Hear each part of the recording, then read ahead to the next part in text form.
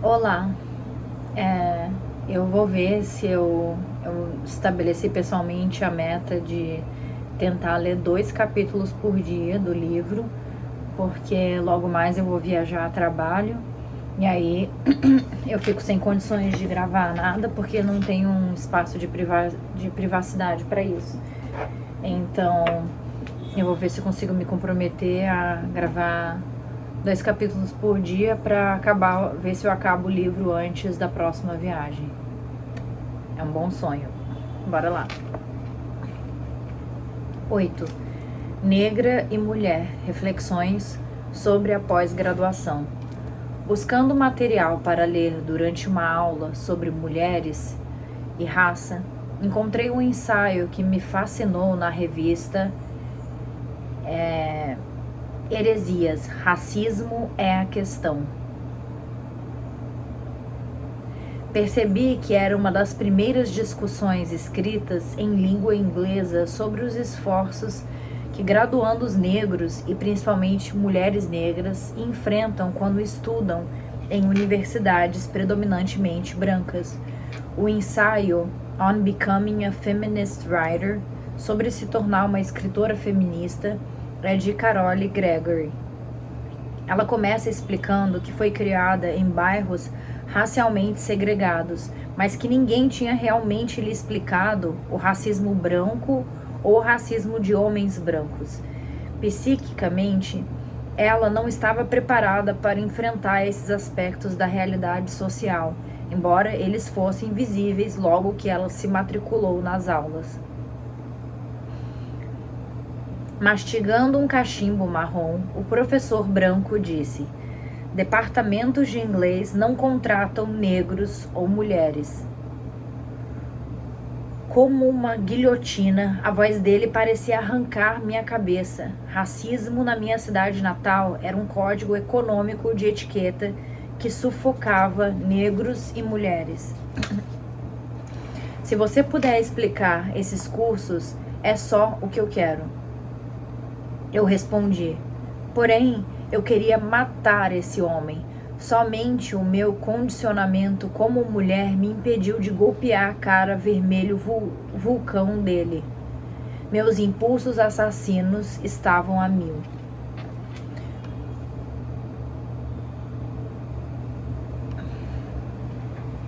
O ensaio narra os esforços dela para buscar uma disciplina que a interessasse sem permitir que o racismo ou o machismo frustrassem ou destruíssem sua curiosidade intelectual, o seu desejo de ensinar. As palavras daquele homem branco, professor de literatura norte-americana, ecoavam na cabeça dela anos depois, quando tem dificuldade em conseguir um emprego, quando confronta a realidade de que professoras universitárias de inglês negras são raras. Embora ela o tenha escrito em 1982, o ensaio conclui com o seguinte comentário. Muitos anos atrás, um professor de literatura norte-americana tinha amaldiçoado o destino de negros e mulheres. Havia verdade nas suas palavras horríveis. Você já teve uma mulher negra como professora de inglês no norte? Poucas de nós éramos capazes de ganhar a vida. Nos últimos anos, tenho trabalhado como professora adjunta de inglês. Ensinar me traz grande satisfação. Passar fome? Não. Ainda me lembro da cor vermelha do rosto que disse: departamentos de inglês não contratam negros ou mulheres. As mulheres podem mudar esta condenação? Esses são fragmentos que eu acrescento ao meu ensaio. Lendo o ensaio de Carole Gregory, eu me recordo de que em todos os meus anos cursando as aulas no departamento de inglês, nunca fui ensinada por mulheres negras.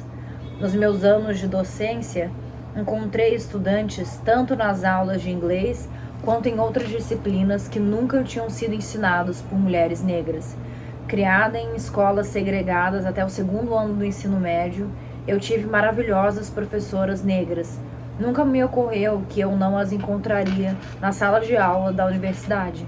Embora eu tenha estudado em 4 universidades, Stanford, Wisconsin, sul da Califórnia e Califórnia em Santa Cruz, nunca tive a oportunidade de estudar como uma professora de inglês negra.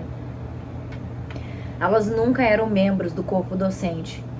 Eu me considerava sortuda por estudar com um professor visitante negro em Stanford e um outro na Universidade do Sul da Califórnia, mesmo que ambos relutassem em apoiar e encorajar alunas negras.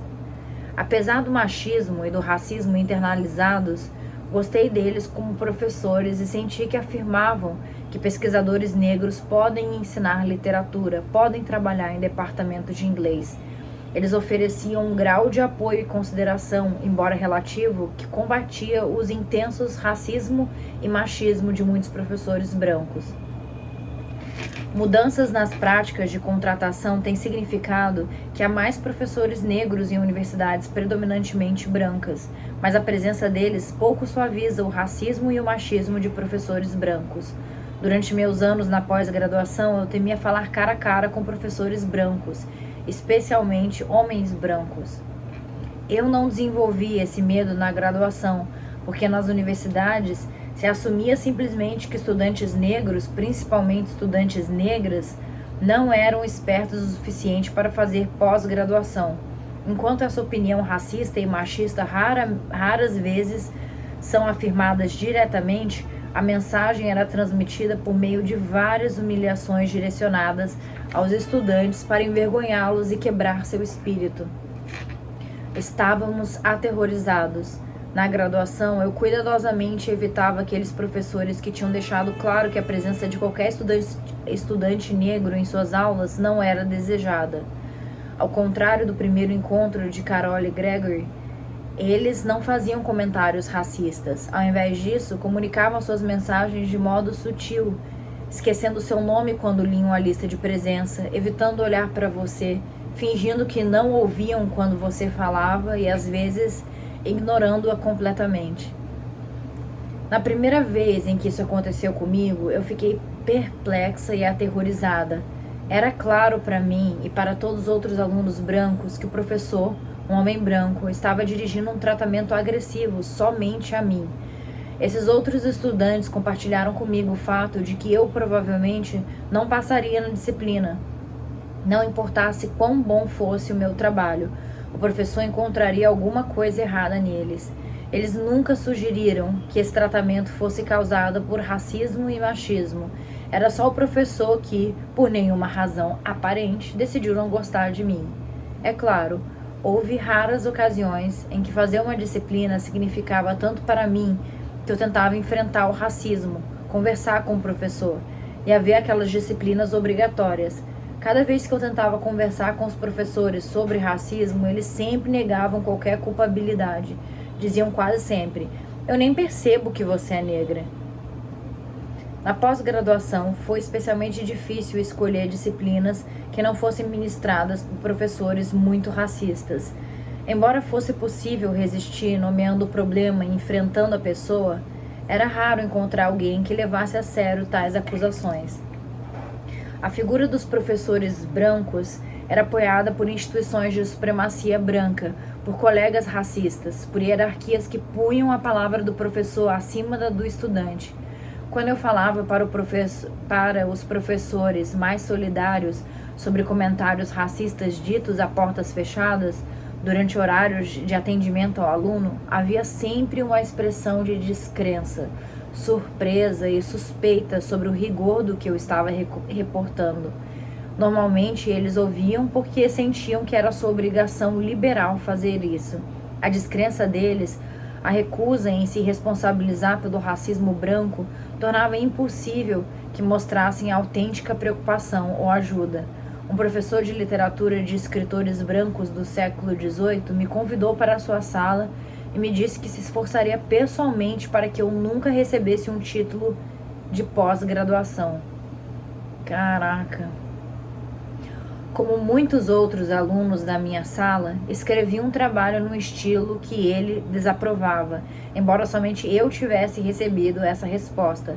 Era frequente nas próprias áreas da literatura britânica e norte-americana, onde o racismo é abundante nos textos estudados, que eu encontrasse indivíduos racistas. Pouco a pouco comecei a mudar meu interesse. de literatura norte-americana antiga para trabalhos mais modernos e contemporâneos. Essa mudança foi bastante influenciada por um encontro com um professor branco de literatura norte-americana cujo racismo e machismo eram ilimitados. Nas aulas dele, eu, assim como outros estudantes, estava sujeita a piadas racistas e machistas. Qualquer um de nós que, segundo ele, não deveria estar numa pós-graduação era objeto de particular escárnio e ridicularização. Quando fazíamos apresentações orais, ele nos dizia que o nosso trabalho era estúpido, patético e que não poderíamos terminar. Se resistíamos de algum modo, a situação piorava. Quando fui falar com ele sobre sua atitude, ele me disse que eu realmente não tinha jeito para pós-graduação, que eu deveria abandonar o curso. A minha raiva veio à tona e comecei a gritar e chorar. Eu me lembro de gritar ferozmente: "Você me ama? Se não me ama, então por que pode ter qualquer ideia sobre minhas preocupações e habilidades? E quem é você para sugerir isso com base em uma aula?" Ele, é claro, não estava sugerindo nada. A disciplina dele era uma das quais eu tinha que ser aprovada para me formar. Ele estava me dizendo que eu poderia evitar o abuso sistemático simplesmente largando o curso. Eu não ia largar. Continuei a trabalhar mesmo que estivesse claro que eu não teria sucesso, mesmo quando a perseguição se tornou mais intensa, e mesmo resistindo constantemente. Naquele tempo, meus humores ficaram mais e mais depressivos. Comecei a sonhar que entrava na sala do professor com uma arma carregada, e ali eu exigiria que ele me ouvisse, que experimentasse o medo, a humilhação. Nos meus sonhos, eu podia ouvir a sua voz de súplica me implorando para não atirar, para ficar calma. Assim que eu abaixava a arma, ele voltava a ser o que era. Quando esse sonho se tornou uma parte constante demais das minhas fantasias enquanto eu estava acordada, eu soube que era hora de dar uma pausa na pós-graduação. Mesmo assim, sentia como se o terrorismo dele tivesse sido bem sucedido, que ele tinha de fato quebrado meu espírito.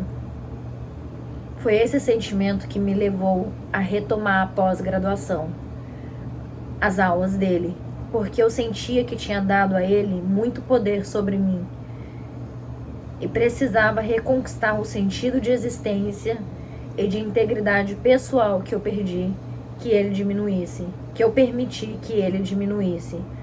Ao longo de grande parte da minha carreira na pós-graduação, disseram-me que eu não tinha a postura adequada de uma estudante de pós-graduação.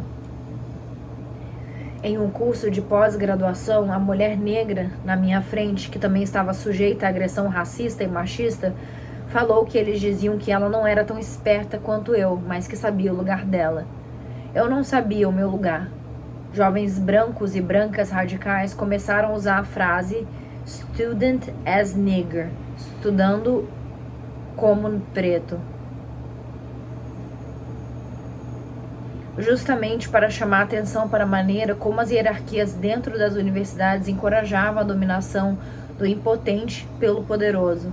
Em muitas universidades, a postura apropriada de um aluno de pós-graduação é exemplar quando se é obediente, quando ele ou ela não desafia ou enfrenta a autoridade. Durante a pós-graduação, estudantes brancos me diziam que era importante não questionar, desafiar ou enfrentar.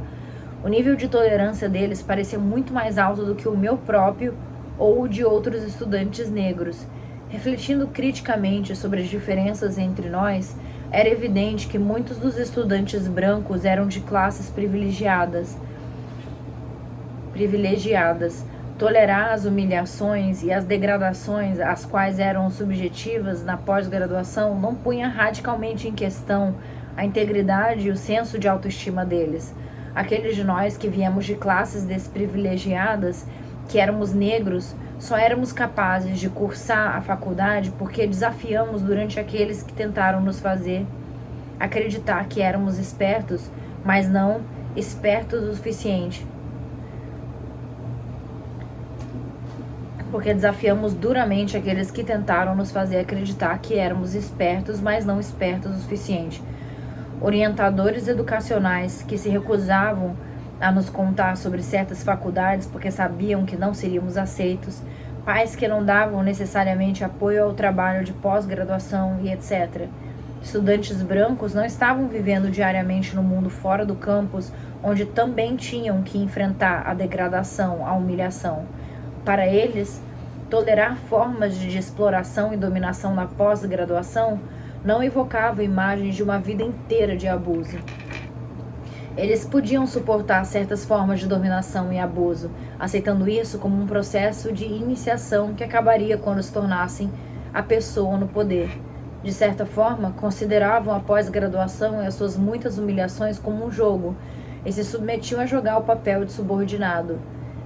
Eu e muitos outros estudantes, especialmente estudantes não brancos de origem não privilegiadas, éramos incapazes de aceitar e jogar esse jogo. Muitas vezes éramos ambivalentes sobre as recompensas prometidas.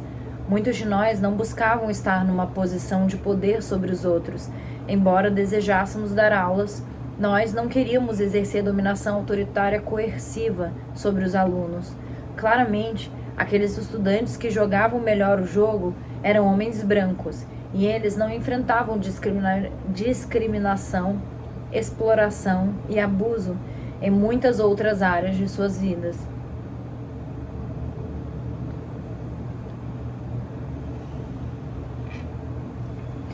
Muitos estudantes negros que eu conheci se preocupavam por estarmos nos esforçando para participar das estruturas de dominação e por estarmos incertos sobre poder assumir posições de autoridade. Nós não podíamos nos imaginar assumindo papéis opressivos. Para alguns de nós, fracassar, ser fracassado, começava a parecer uma alternativa positiva, uma saída, uma solução. Isso era especialmente verdade para aqueles estudantes que sentiam que estavam sofrendo mentalmente, que nunca poderiam ser capazes de recuperar um sentido de completude ou bem-estar. Nos últimos anos, a consciência dos campi sobre a ausência de suporte para estudantes internacionais, que têm muitos conflitos e dilemas no ambiente onde seus códigos culturais não são reconhecidos, tem levado ao desenvolvimento de redes de apoio.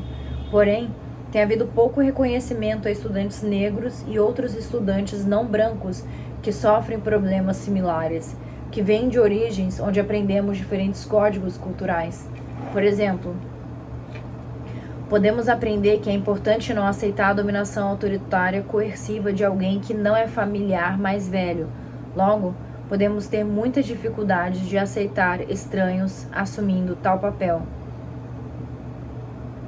Por exemplo, podemos aprender que é importante não aceitar a dominação autoritária coerciva de alguém que não é um familiar mais velho. Logo, podemos ter muitas dificuldades de aceitar estranhos assumindo tal papel. Não muito tempo atrás, eu estava numa pequena festa com o corpo docente de uma grande universidade liberal da Califórnia, que até recentemente não tinha professoras ou professores negros no departamento de inglês como funcionários efetivos, embora houvesse alguns pesquisadores visitantes. Um membro docente não branco e eu começamos a falar sobre os problemas que alunos da pós-graduação enfrentam estudando em departamentos de inglês. Fizemos piadas sobre o racismo, comentando que outras disciplinas estavam levemente mais dispostas a aceitar estudos das vidas e das obras de pessoas não brancas, apesar de tal trabalho raramente ser ratificado nos departamentos de inglês, onde o estudo de literatura geralmente consiste em muitos trabalhos de homens brancos e poucos de mulheres brancas. Falamos sobre como alguns lugares estavam lutando para mudar. Referindo-se ao seu departamento, ele comentou que havia somente alguns poucos estudantes de pós-graduação negros, às vezes nenhum, e que uma vez 2 estudantes negros, um homem e uma mulher, foram aceitos e ambos tiveram sérios problemas de saúde mental. Nas reuniões de departamento, os docentes brancos sugeriram que esses estudantes negros em questão não tinham os meios necessários para obter sucesso naquele programa de pós-graduação. Durante um tempo, nenhum estudante negro foi admitido.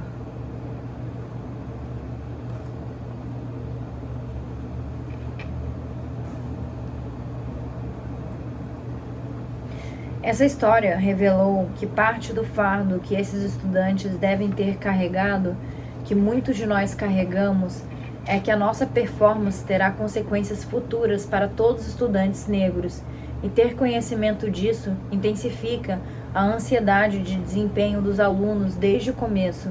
Infelizmente, tendências racistas com frequência levam departamentos a ver o comportamento de um estudante negro como uma indicação da forma como todos os estudantes negros irão desempenhar academicamente. Certamente, se estudantes brancos individualmente têm dificuldade de se ajustar ou ter sucesso dentro de um programa de pós-graduação, isso não é visto como indicação de que todos os estudantes brancos irão fracassar. As forças combinadas do racismo e do machismo frequentemente fazem com que a experiência da mulher negra pós-graduanda difira da experiência do homem negro. Enquanto ele pode estar sujeito a vieses racistas, sua masculinidade pode servir para mediar o quanto será atacado, dominado, etc. Frequentemente se supõe que homens negros são mais capazes de ter sucesso na pós-graduação em inglês do que mulheres negras. Enquanto muitos pesquisadores brancos podem ter consciência da tradição intelectual masculina negra, eles raramente sabem sobre mulheres negras intelectuais. Tradições intelectuais afro-americanas, como também aquelas de pessoas brancas, têm sido dominadas por homens. Pessoas que conhecem os nomes de W.E.B. Du Bois ou Martin Delany podem nunca ter ouvido falar de Mary Church Terrell ou Anna Cooper. O pequeno número de mulheres negras em posições permanentes nas instituições acadêmicas não constitui uma presença significativa forte o suficiente para desafiar vieses racistas e machistas. Muitas vezes, a única mulher negra que professores brancos encontram é uma trabalhadora doméstica em suas casas.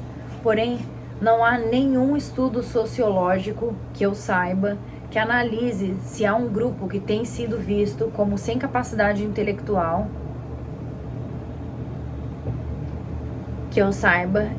que analise se há um grupo que tem sido visto como sem capacidade intelectual serão automaticamente concedidos respeito e reconhecimento se ele entrar em posições que sugerem que são pesquisadores e representativos. Mulheres negras costumam ser uma presença tão invisível nos campi que muitos estudantes podem não estar cientes de que alguma mulher negra ministre aulas nas universidades que eles frequentam.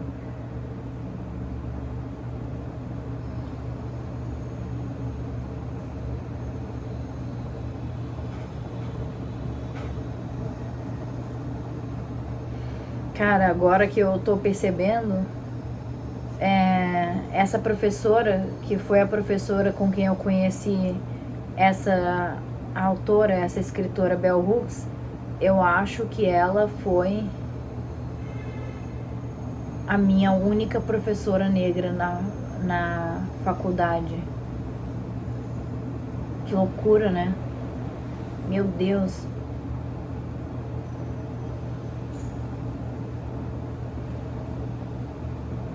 Que loucura. Acho que ela que eu tô pensando aqui, ela é minha única professora negra.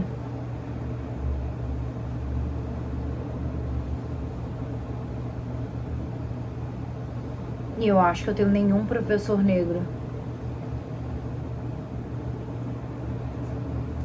Caraca.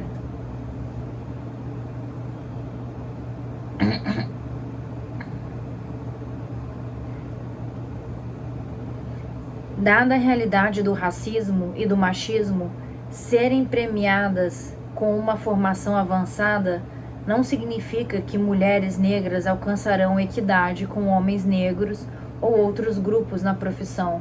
Mulheres não brancas que trabalham em tempo integral constituem menos de 3% do total do corpo docente na maior parte dos campi dos Estados Unidos.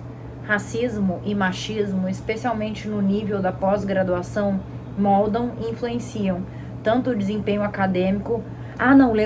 Desculpa. Logo que eu entrei na universidade, tinha uma outra professora negra também que ministrava aula sobre história do Brasil. Ela era mais jovem. Ufa, 2 professoras negras, que ainda é uma porcentagem pequena em relação aos professores brancos que tem. Mas eu ainda não estou lembrada de ter um professor negro, só 2 professoras negras.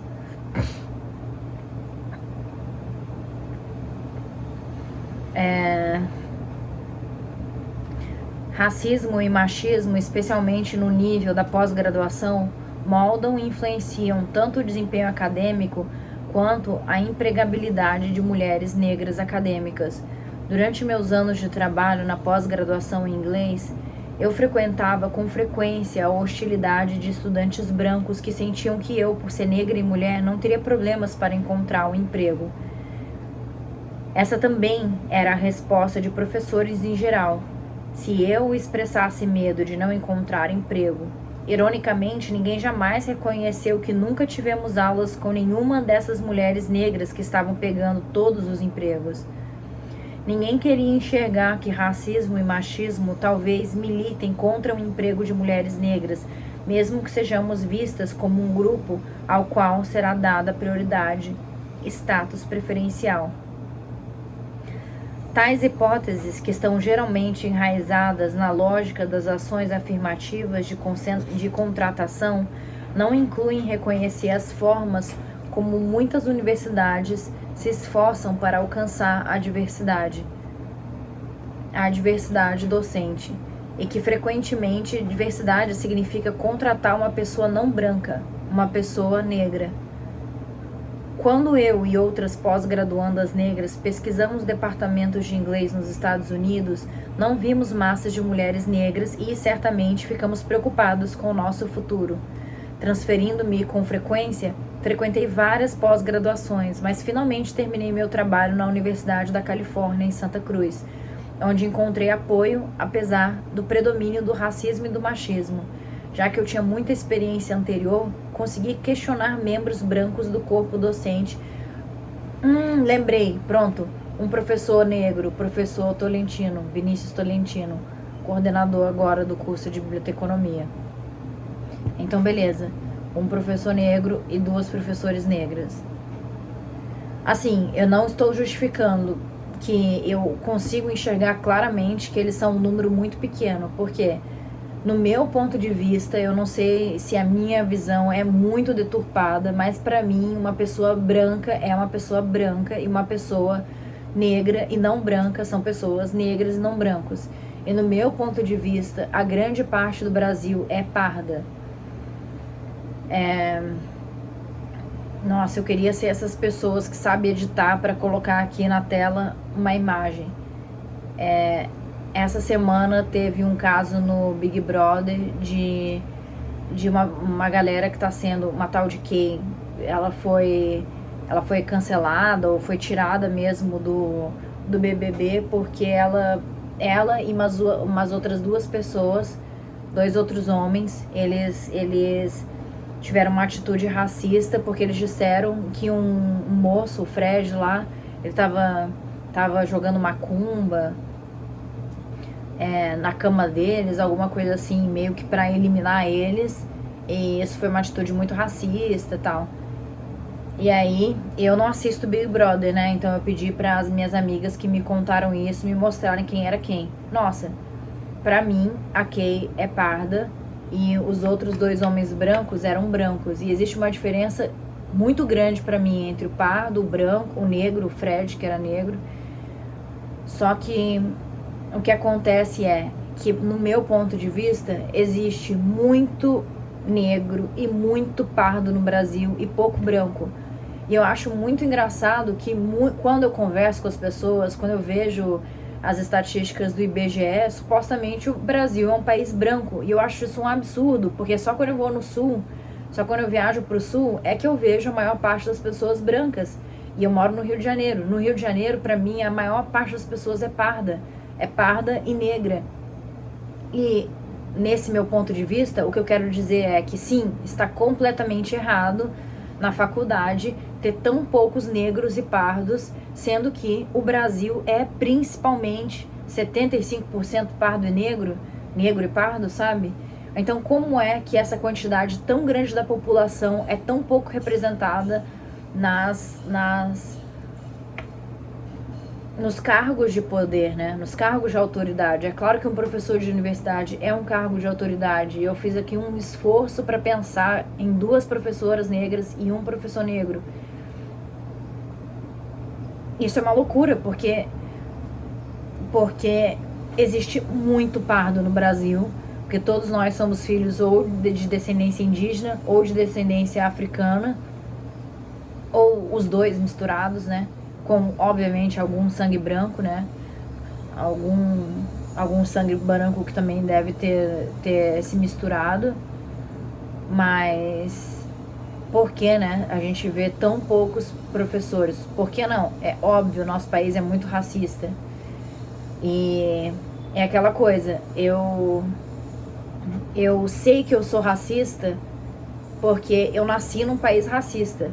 Então, eu fui concebida num mundo onde a doutrina ela é naturalmente passada de forma racista até que você se torne um ser individual, de raciocínio, crítico, pensante, e você comece a se importar, a lutar contra a cultura. E você começa a pensar, nossa, mas isso é racista. Por que eu falo isso? Nossa, isso é racismo, é racista, vou estudar sobre isso, sabe? E aí, por saber que eu nasci num país racista e que isso acaba me tornando racista, machista, eu tento correr atrás, sabe? Pra tirar esse atraso da minha... do meu ser, né? Do meu ser nato. Só que eu fico assim, nossa, fico com vontade de me apressar para tentar me libertar de tudo que é racista de mim o quanto antes. E eu fico, quando eu leio, por exemplo, esse capítulo, de pensar, sabe, o que a Bell Hooks passou numa pós-graduação. Cara, que constrangedor, né? Que sofrimento, que situação horrorosa e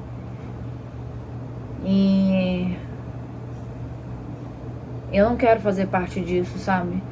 De verdade, eu queria ver dentro de mim o quanto antes, lá dentro da minha raiz, o quanto antes eu sou assim, por instinto, devido a essa condição de ter nascido no meu país racista, mas de reconhecer de que forma no meu cotidiano eu tenho enraizado esse pensamento racista para me livrar dele, para conseguir enxergar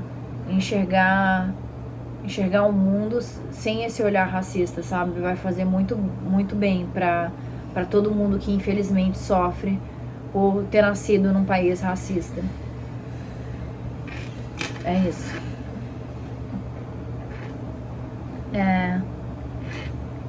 Já que eu tinha muita experiência anterior, consegui questionar membros brancos do grupo docente antes de entrar no grupo sobre se seriam receptivos e apoiariam o meu desejo de estudar escritores afro-americanos. Eles me deram garantias positivas que se provaram verdadeiras, a cada vez mais contextos universitários em que pós-graduandas negras e pós-graduandos negros podem estudar em atmosferas favoráveis. Racismo e machismo estão sempre presentes, embora não necessariamente moldem todas as áreas da experiência da pós-graduação. Quando falo com pós-graduandas negras que trabalham em departamentos de inglês, ouço que muitos dos problemas não mudaram, que elas experimentam o mesmo intenso isolamento e a mesma solidão que caracterizaram a minha experiência. É por isso que penso ser importante mulheres negras no ensino superior escreverem e falarem sobre as nossas experiências, sobre estratégias de sobrevivência. Quando eu estava enfrentando um momento muito difícil, li Working It Out, Fazendo Dar Certo, Apesar do fato de as acadêmicas que descreveram como o machismo moldou a experiência delas na pós-graduação serem mulheres brancas, fui encorajada pela sua resistência, a sua perseverança e o seu sucesso.